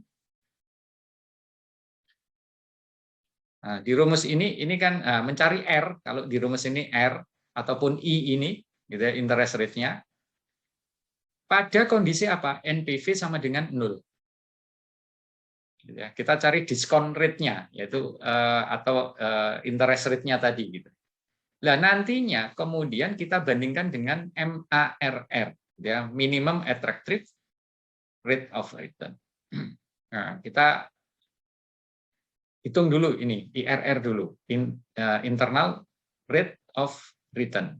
Oke, dengan kasus yang sama, gitu ya. Tadi profitability index-nya sudah kita hitung, kemudian kita hitung IRR. Nah, IRR kalau rumusnya gitu ya, kita bisa kalau rumus manual kita bisa menghitung seperti ini, di mana gitu ya. Di sini NPV, ini kan rumus NPV harus sama dengan 0, nanti R-nya yang kita cari. Gitu ya. Nah, berarti kalau ini 0 gitu ya NPV. Nah, ini ya, NPV 0, kemudian nanti C, T dan CO-nya ini diketahui, T-nya juga diketahui, pasti R-nya bisa kita hitung. Nah, ataupun kita bisa menghitung dengan rumus IRR di Excel gitu ya, sama dengan IRR dari apa? C2 gitu ya, present value yang ini. C2 mulai initial investment sampai C6. Nah, di sini ketemu 8,57%. Nah, berikutnya kita ingin tahu layak atau tidak, itu kita bandingkan IRR dengan MARR. MARR ini adalah suatu tingkat bunga yang digunakan sebagai acuan dalam pengambilan keputusan suatu proyek. MARR biasanya bisa didekati dengan bunga pinjaman bank. Tolong diingat di sini pendekatannya atau perbandingannya adalah dibandingkan dengan bunga pinjaman bank, bukan bunga simpanan bank. Nah, contohnya misalkan gitu ya. Kalau bunga pinjaman bank saat ini misalkan rata-rata 6%, kita punya IRR 8,57%, berarti dianggap bisnis kita ini layak karena lebih tinggi dari bunga pinjaman bank. Tapi kalau misalkan bunganya 10%, bunga pinjaman 10%, karena IRR lebih kecil dari bunga pinjaman bank yang 10%, maka bisnis kita dikatakan tidak layak. Berarti bisnis ini atau proyek yang kita jalankan layak jika IRR itu lebih besar dari MARR. Oke, kemudian ini kita tampilkan gitu ya perbandingan NPV dan IRR ya sebenarnya menggunakan rumus yang sama.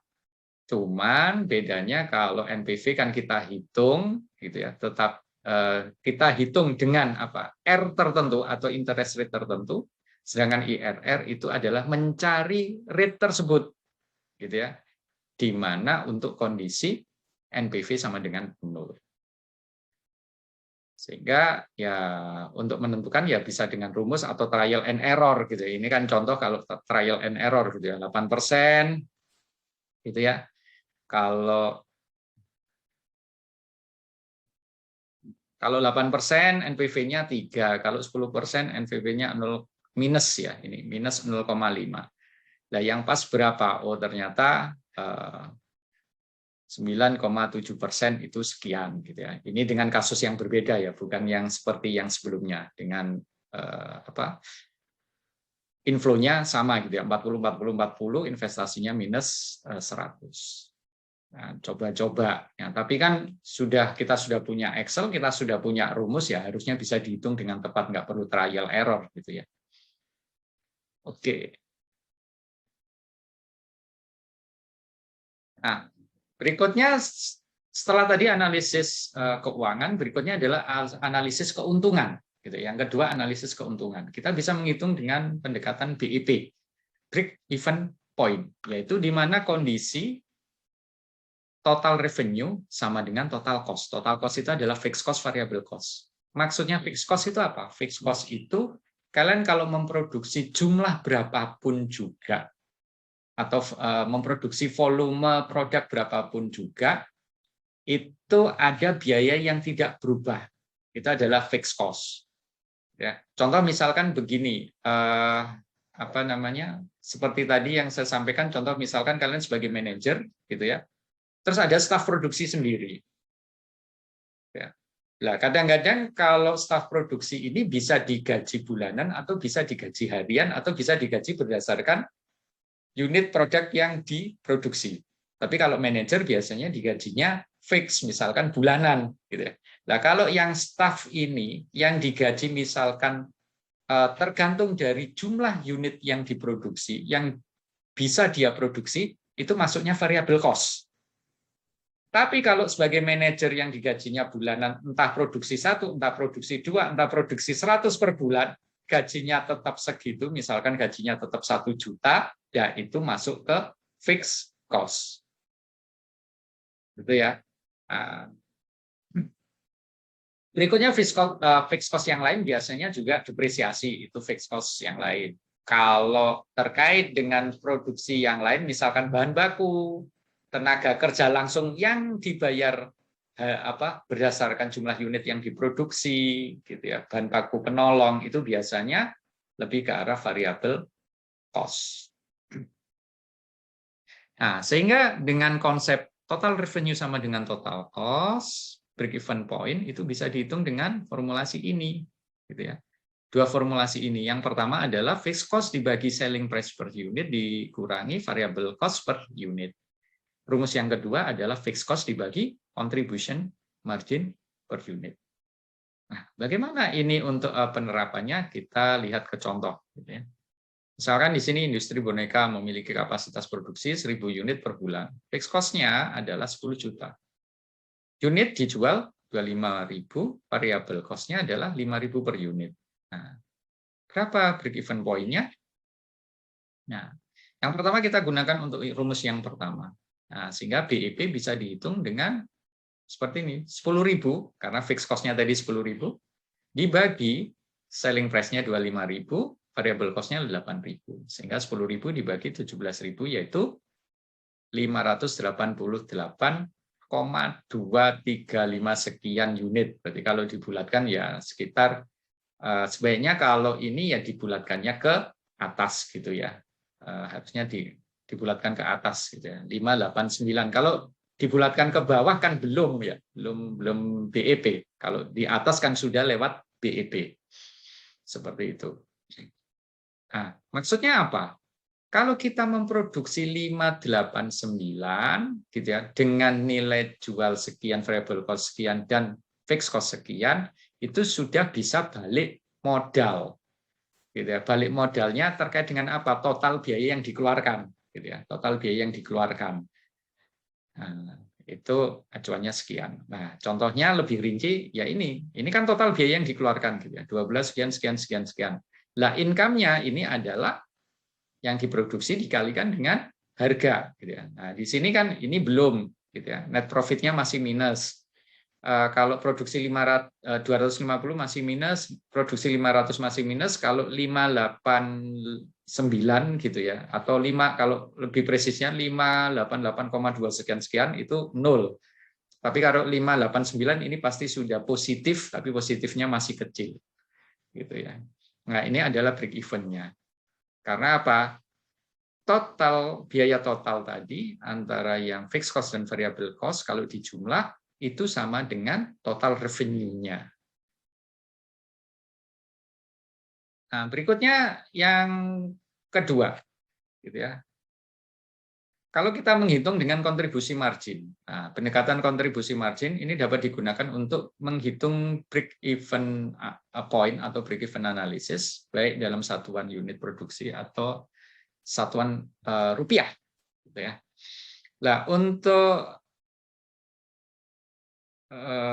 Oke, tapi sebenarnya untuk kontribusi margin ini lebih ke arah yang ini ya, yang rupiah gitu. Kalau untuk yang unit itu menggunakan yang sebelumnya, yang ini. Ya, yang biaya tetap dibagi dengan harga jual per unit produk dikurangi biaya variabel per unit. Nah, sekarang untuk kasus yang sama seperti yang slide sebelumnya, kita hitung gitu ya. BEP dalam rupiahnya terus berapa? Kalau tadi kan sudah dalam unit 588 ini ya. Ataupun kalau dibulatkan ke atas 589. Nah, sekarang untuk BEP dalam rupiah kita perlu menghitung yang namanya rasio kontribusi margin. Bagaimana menghitungnya? Yaitu kontribusi margin dibagi harga jual. Kontribusi margin itu apa? Harga jual dikurangi variable cost. Ya, 25.000 dikurangi variable cost 8.000. Berarti 17.000 dibagi 25.000. Sehingga hasilnya 68%. Nah, 68% ini kemudian untuk menghitung BEP dalam rupiah yaitu biaya tetap dibagi rasio margin kontribusi. Rasio kontribusi marginnya gitu ya. Berarti 10.000 dibagi 68%, yaitu sama dengan 14, sekian juta. Maksudnya apa? Lah ini adalah seperti tadi kalau kita bandingkan sebelumnya, ya ini kan 17,705 sekian. Sama kan? Nah, ini adalah kalau ini berarti apa? BEP dalam rupiahnya dan ini adalah BEP dalam unitnya. Untuk menghitung cepatnya bisa menggunakan ya dua rumus ini gitu ya, dua rumus ini untuk menghitung BEP unit dan BEP rupiah. Nah, yang terakhir adalah terkait dengan rasio keuangan. Yang pertama adalah penilaian likuiditas. Oke, apa yang dimaksud dengan likuiditas? Yaitu kemampuan perusahaan untuk melunasi kewajiban jangka pendek. Tadi sudah saya jelaskan di awal, gitu ya. Ada dua kewajiban lancar, kewajiban jangka panjang. Yang dilihat di sini adalah kewajiban jangka pendek atau hutang jangka pendek. Nah, likuiditas ada dua, yaitu rasio likuiditas dan ada acid test ratio. Kalau rasio likuiditas cara menghitungnya adalah aktiva lancar dibagi hutang jangka pendek, berarti aktiva lancar. Contohnya di sini misalkan aktiva lancarnya sekian, 534 juta. Terus kemudian hutang jangka pendeknya, ini kewajiban lancarnya, itu adalah 111 juta. Berarti kemudian kita tinggal bagi saja, 534 juta dibagi 111 juta, di sini hasilnya 4,8. Selama hasil rasio likuiditas itu di atas 1, maka proyek atau bisnis tersebut layak. Nah, yang lebih ketat lagi, kalau ini sebenarnya agak longgar. Yang lebih ketat lagi untuk penilaian likuiditas adalah menggunakan acid test ratio. Maksudnya lebih ketat, itu adalah lebih dijamin kalau acid test ratio itu lebih dari 1, itu gitu ya, perusahaan pasti liquid. Gitu ya. Karena apa? Pembandingnya di sini adalah aktiva lancar dikurangi persediaan. Kenapa dikurangi persediaan? Tadi sudah saya sampaikan kalau persediaan itu kan mungkin butuh waktu, meskipun butuh waktu dan bisa jadi juga gagal gitu ya dalam menjual, tetapi kan tetap butuh waktu dan bisa juga apa? Dijualnya untuk jual cepatnya apa? Harus dijual murah. Nah, ini kan risiko. Sedangkan di rasio likuiditas gitu ya. Ini hanya mempertimbangkan aktiva lancar, di mana aktiva lancar di dalamnya ada persediaan. Kalau di sini aktiva lancar dikurangi persediaan, berarti dia mengeluarkan persediaan. Berarti isinya apa di aktiva lancar ini? Isinya adalah kas, bank, sama piutang. Gitu ya. Nah, sehingga kalau untuk kasus ini kita bisa hitung gitu ya, di sini dengan rumus ini hasilnya 2,33, berarti tetap di atas 1. Ya, berarti ini masih liquid gitu ya. Perusahaan ini liquid. Artinya apa? Ya ini tadi mampu melunasi kewajiban jangka pendek. Ya. Pada saat perusahaan mampu melunasi kewajiban jangka pendeknya, meskipun ini kan lebih ketat ya karena hanya mengandalkan gitu ya, hanya mengandalkan kas, bank dan piutang saja itu dia mampu lah, apalagi kalau dia sampai mempertimbangkan persediaan ya pasti lebih mampu lagi gitu ya, bahasanya seperti itu. Berikutnya adalah profitabilitas. Kalau tadi likuiditas terkait dengan kemampuan membayar hutang jangka pendek, berikutnya adalah profitabilitas, yaitu kemampuan perusahaan menghasilkan laba. Ya, ada 3, yaitu ROE, ROI, dan ROA. Semuanya acuannya adalah laba bersih. Gitu ya. Nah, yang pertama, yang terkait dengan margin, ini bisa nggak dijadikan sebagai acuan profitabilitas? Bisa, tetapi ini belum terlalu jelas karena tidak ada istilahnya nilai threshold-nya gitu ya. Nah, margin yang bagus berapa persen gitu ya? Tiap-tiap perusahaan kan beda-beda gitu ya menentukan marginnya, yaitu laba bersih dibagi penjualan. Tetapi yang lebih tepat adalah menggunakan ROE, ROI, dan ROA. Lah, ROE ini apa? Return on equity, yaitu pengembalian terhadap ekuitas atau modal sendiri. Maksudnya gimana? Nah, saya sudah nyetor modal gitu ya tadi berupa saham. Nah, inginnya apa? Laba ini gitu kan, laba ini bisa perbandingan terhadap saham yang saya setor itu berapa persen. Contoh misalkan begini, semakin besar semakin bagus, tapi biasanya acuannya adalah I ini adalah besarnya suku bunga pinjaman bank gitu ya. Kalau misalkan anggap aja 10%, berarti harusnya ROE di atas 10% ini dinilai adalah profitabilitasnya bagus atau kemampuan menghasilkan labanya bagus perusahaan tersebut. Itu. Lah, atau ROI, kalau ROI di sini adalah lebih ke arah apa? Pembaginya pasifa, yaitu modal sendiri ditambah atau ekuitas ditambah pasifa. Gitu ya. Tetapi untuk nilai yang pembilangnya di sini laba bersih ditambah total bunga pinjaman. Kalau nilai ini juga di atas interest rate pinjaman bank, ini juga dianggap gitu ya, layak dari sisi profitabilitasnya atau layak dari sisi kemampuan perusahaan menghasilkan laba. Yang terakhir adalah kalau ini return on investment gitu ya. Dan berikutnya return on asset, yaitu laba bersih dibagi total aset. Tadi kalau di neraca kan ada ya sebelah kiri aktiva, yaitu kalau total aset itu adalah aktiva lancar ditambah aktiva tetap, itu adalah total aset. Ya. Ini perbandingan antara laba bersih dibandingkan total aset. Acuannya apa? Sama. Bunga pinjaman bank. Kalau nilai ROA di atas bunga pinjaman bank, berarti perusahaan tersebut atau bisnis tersebut dianggap layak dari sisi profitabilitasnya. Oke, ya ini gambaran review lagi gitu ya, karena neraca kalau misalkan yang pertama gitu ya, laba bersih dibagi modal sendiri. Nah, laba bersih itu adalah ini, gitu kan, dari laporan laba rugi. Kemudian dibagi dengan modal sendiri adalah ekuitas, yaitu ini. Berarti di sini adalah 38 juta dibagi 1,017 M. Berarti sekitar berapa? Sekitar 3, lebih kurang ya, 3,8%. Nah, tinggal dibandingkan dengan interest rate yang berlaku. Kalau interest rate-nya adalah 7%, ya tidak layak secara dari sisi profitabilitas. Bisa jadi dari sisi yang lain layak. Gitu. Lah, oke.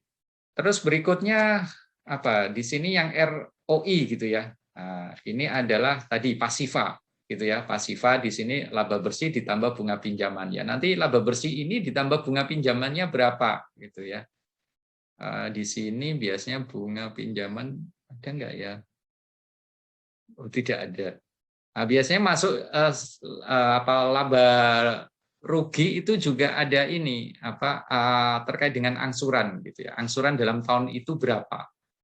Nah, itu nanti ditambah dengan laba bersihnya kemudian dibagi dengan ini 1,278 yaitu total pasifanya. Yaitu apa? Total ekuitas ditambah hutang kan. Berikutnya adalah ROA, laba bersih dibagi total aset. Nah, aset itu yang sisi ini. Nah, berarti apa? 38 ini, 9 juta dibagi 1,278 miliar. Nah, itu juga lebih kecil lagi kan, sekitar mungkin 3,5 ya, 3,5% lah. Nanti tinggal dibandingkan dengan interest rate pinjaman berapa.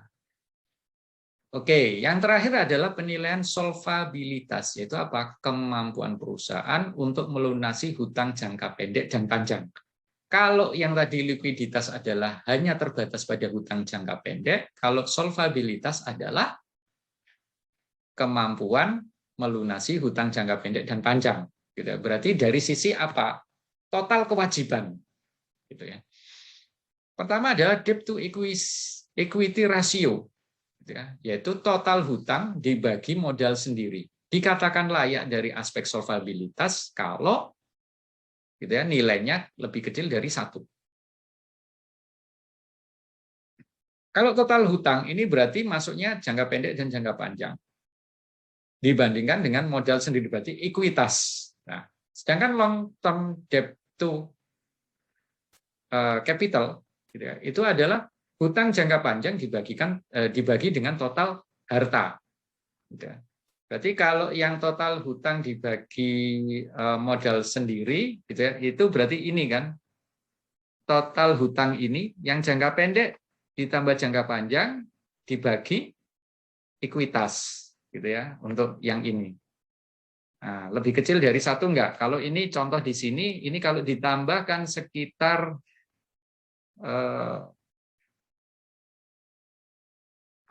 ya kalau ditambah ini kan sekitar 261 dibagi 1M berarti pasti lebih kecil dari 1 gitu ya. Berarti layak gitu ya dari sisi ini. Sedangkan kalau yang long term debt-nya hutang jangka panjang dibagi total harta ya kita lihat jangka panjangnya tadi 150 dibagi total hartanya, gitu ya. Total harta itu adalah ekuitasnya, berarti juga layak karena kurang dari 1. Nah, kemudian yang berikutnya adalah kemampuan bayar hutang. Kita bisa hitung dengan menggunakan laba operasi dibagi angsuran. Berarti angsuran di sini adalah cicilan pokok dan cicilan bunganya, gitu ya. Itu berapa besar? Ya, kalau misalkan laba nilainya lebih dari 1 itu ya bagus gitu ya. Karena apa? Laba operasi ini dalam 1 tahun gitu ya langsung bisa apa? Menghandle total semua angsuran dalam 1 tahun. Berarti sangat mampu gitu ya, sangat mampu untuk membayar hutang. Ya, ini acuannya biasanya lebih dari 1. Oke, itu adalah beberapa gitu ya, beberapa alat analisis gitu ya terkait dengan untuk menguji atau menganalisis kelayakan suatu proyek ataupun suatu usaha. Kita secara umum tadi bisa menggunakan 3 gitu ya. Yang satu adalah terkait dengan analisis keuangan, kemudian analisis keuntungan, dan yang terakhir adalah terkait dengan rasio ya, rasio keuangannya.